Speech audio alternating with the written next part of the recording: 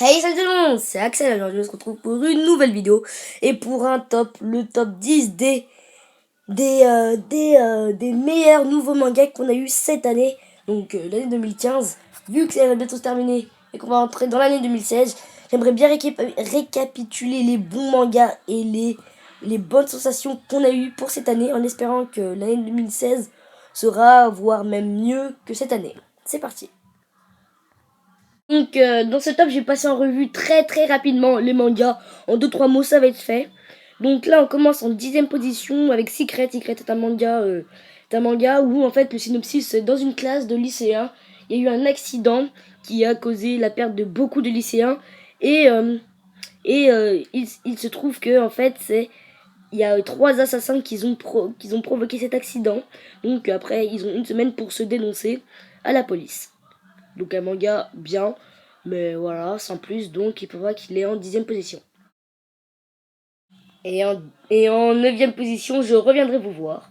Donc je reviendrai vous voir est un manga assez bien, qui en fait c'est la biographie d'un mec qui après la guerre, donc il va partir en fait, c'est un art, donc il va partir chercher, enfin trouver des livres et venir les raconter à, à venir les raconter aux gens à qui il avait promis de revenir. Voilà.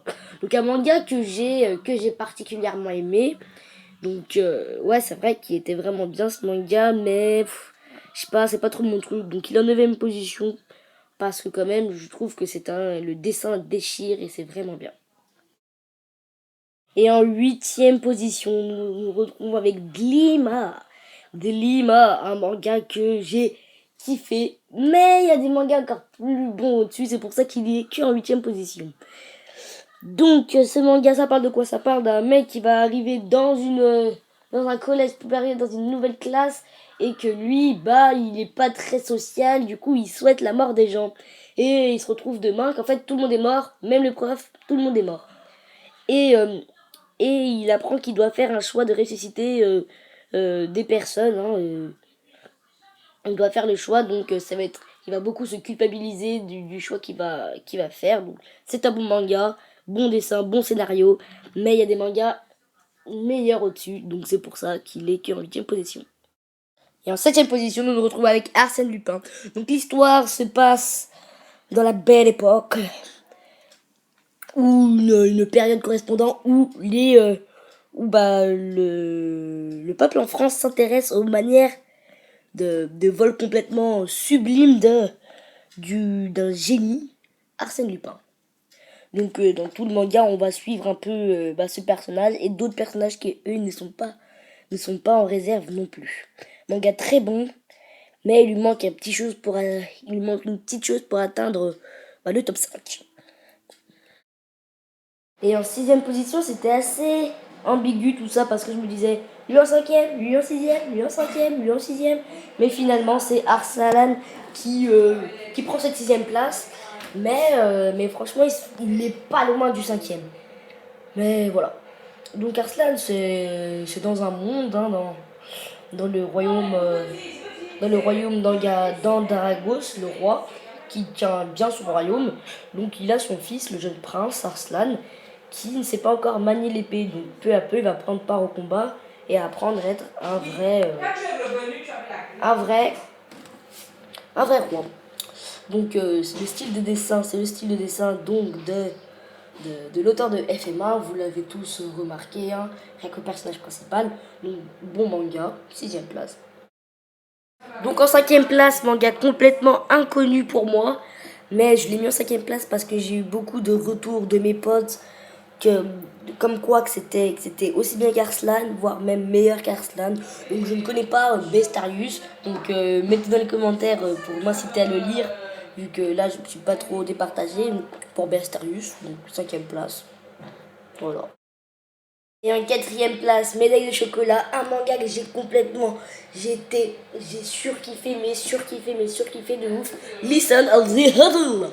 Donc dans un collège dont je ne connais plus le nom enfin dans un lycée plutôt dont je ne connais plus le nom, mais c'est pas ça plus important, règne une ambiance un peu bizarre vu qu'il y a des profs bizarres, des parents bizarres, des élèves bizarres. Le directeur est bizarre lui aussi.